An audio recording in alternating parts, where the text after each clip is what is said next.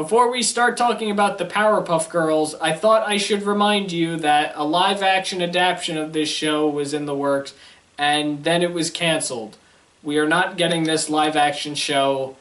Just wanted to state that because I know if you watch this, that might come into mind. They've canceled it. Probably for the best, but honestly, I was quite interested to see where it was going to go. It was probably going to suck, honestly. Hello, welcome to the Wild Review, and welcome to day 12 of 25 Wild Christmas Review Days. The cartoon specials.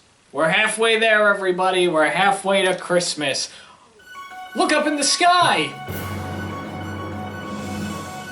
Oh, never mind. I thought I saw something. Hey, we're talking about the Powerpuff Girls today, and I gotta be a little honest with you. I've seen more of the reboot of Powerpuff Girls than I have with the original, and I know that's a crime, but I have seen the original series. I haven't seen too many episodes, because if I gotta be honest, when it was on, when I was a kid, I saw it more as a girl show. I didn't think it was a show personally for me. I had a few friends that were really obsessed with the show at the time, so most of the lore and storytelling I got from the show came from them. As I got older, I saw just a few episodes. I didn't see a lot. I haven't seen every single episode. And if I have to be honest, it's not really one of my favorite Cartoon Network shows. It's a fine show, but it's not one of my favorites. I don't know if nowadays I would even watch it. This goes for any adaptation of the Powerpuff Girls. It's not a show for me. But I thought throwing in the Christmas special would be beneficial because, well, I'm not talking about Dexter's Lab, and I'm not including a few other cartoons that you probably think I'll talk about. So I think halfway in the middle, let's just talk about Powerpuff Girls and get it out of the way, and then we'll move on to something else tomorrow. Something I actually enjoy. Not that I didn't enjoy this one, but I mean, I've seen better. Just a little spoiler coming your way. Yeah. I guess we should talk about it now, right? The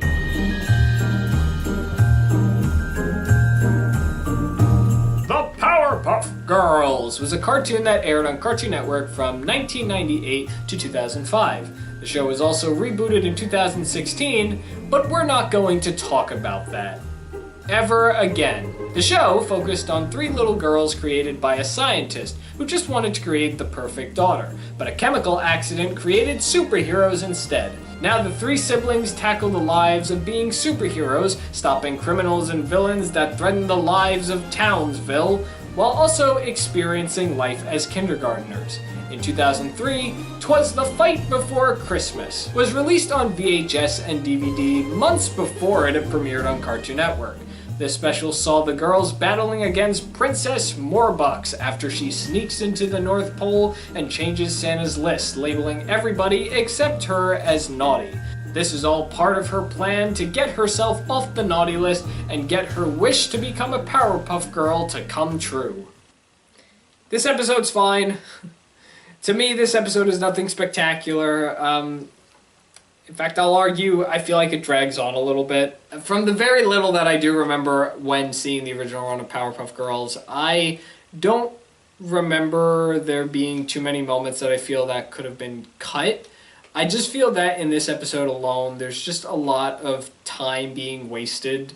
I may be one in a million that thinks this. If you're a fan of this show and you like this special, maybe you have an argument against me, but I feel that there were some moments where I was like, okay, let's pick up the pace a little. One of them that specifically comes to mind is their battle scene as the Powerpuff Girls and Morbucks, they fly their way to the North Pole. That is a, 7-minute scene alone? I feel like that could have definitely been done faster, in my opinion. The scene in the house when Bubbles wakes up Blossom and Buttercup, informing her that, oh, we all got coal and so did everybody else. Like, I feel like that was just kind of going on and on. Like, they weren't understanding. They were like, well, why did you look in it? And it's like, I looked in it after I saw I had coal. And she's just like nodding her head and, shaking her head. And I feel like it was going on a little too long, honestly. I think there was a faster way we could have done this. That's just me personally.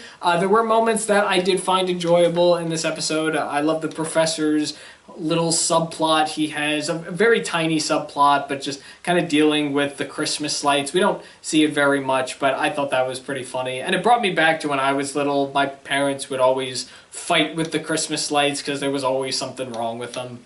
I feel like a lot of people can relate to that. Maybe not as much nowadays because it's a very different time, but I'm pretty sure it was very relatable back then. I also really like how the narrator was essentially telling this as if it was a Christmas poem, like it was its own version of "'Twas the Night Before Christmas," and I did enjoy that. The one thing that I found really interesting about this episode in particular is that it didn't air on TV at first. It was a VHS and DVD release, and in a way it's kind of its own standalone Christmas special of the TV series.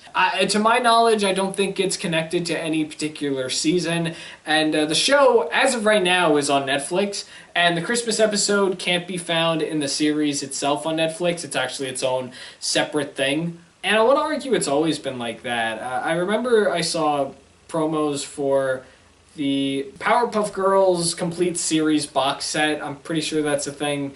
And I don't know if "'Twas the Fight Before Christmas" is included with that or if it's its own little thing. That's something I'd have to look up. But to my knowledge, this has always been a separate thing from the TV show. And I thought it was okay.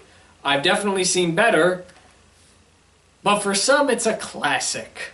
I guess the one thing that really bothers me about this episode in particular is Santa's motives and just who he is in this episode. Princess Morbucks changes the naughty and nice list. But isn't it Santa that makes up the naughty and nice list? Or do they have the elves doing it and he just kind of overlooks it? I mean, he's looked it over multiple times. Is Santa not supposed to be smart in this special? Because I don't know, if I was him and I had this long list of nice kids and it said nice on the top and then there's a little sticky note on the computer of the only naughty person, the one naughty kid, and then I walked away to come back to see that obviously the words have changed. Now the one naughty kid is nice and everybody else is naughty. I probably would have questioned that, right? Like, I would have at least gone up to elves and be like, did you change this? I thought this said one thing. He just kind of accepts it. He accepts that everybody in Townsville, and I'm assuming the world, has just all become naughty. Now, there is another Christmas special that we're going to be talking about pretty soon that has a very similar concept. And I'm not talking about the SpongeBob special, because we had already talked about, we're going to be talking about this particular one in the coming days. But I know for a fact, at least in that one, they get down to the bottom of what caused all of this. I feel like in this episode, Santa just saw the change and was like, well, damn, I guess this is how it is. I feel like this Santa especially, he doesn't come off as very jolly, honestly. Like, he just seems very dull. And I mean, to be fair, I guess he's upset because he had to deliver coal to everybody, and he doesn't like doing that. But at the same time, like, he still didn't have control over that? What happened to all the toys that were made? This was obviously a change that happened within a couple of hours. Why is it that he just didn't question it? And yeah, sure, he was very grumpy when the girls broke into the workshop and were fighting, and then he got a little cheerful as well. You know, like, I guess towards the end of the episode he felt more Santa-ish, but I don't know, I think I've seen better. Aside from all that, that's all I really have to say about this episode. I thought it was okay.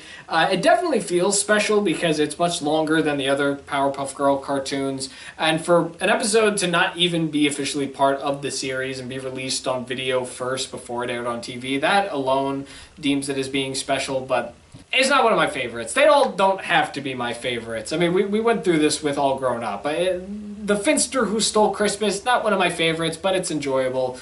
This is also fine. Yeah, I'm okay if I never get to see it again. I just think it just drags on a little bit, but, you know, I can see probably where it's a classic for many other people, because I know a lot of people grew up with the Powerpuff Girls. It's a Cartoon Network classic. And I'm sure this special is one of the staple holiday specials that the network has. So if you enjoyed this episode, good for you. I personally can't get into it, but then again, I was never a Powerpuff Girl person. Maybe that also has a lot to do with it. I do like Mojo Dojo, though. Sad he only had a cameo in this episode. I think the episode would have been better if he was in it. And just like that, we finished the 12 days of Christmas on this series, but we're gonna jump ahead and continue. We're gonna do 12 more, plus one more. We have 13 left. We gotta do the rest of the month up until Christmas. Let's leave Townsville. Goodbye, Townsville. Say hello to Samurai Jack, because I'm pretty sure he's in this world also. I'm pretty sure that's confirmed, right? We saw a photo. Or is that just a theory? We're leaving this place and we're going somewhere else. Gonna find some entertaining Christmas spirit for me to enjoy. Hopefully I like the next one. I know for a fact I will, because the next one's one of my favorites. What is it? Well, you gotta come back tomorrow to find out what I'm gonna talk about. You might enjoy this one also. Thanks for watching The Wild Review. I'm The Wild Reviewer, and you just saw me review a thing.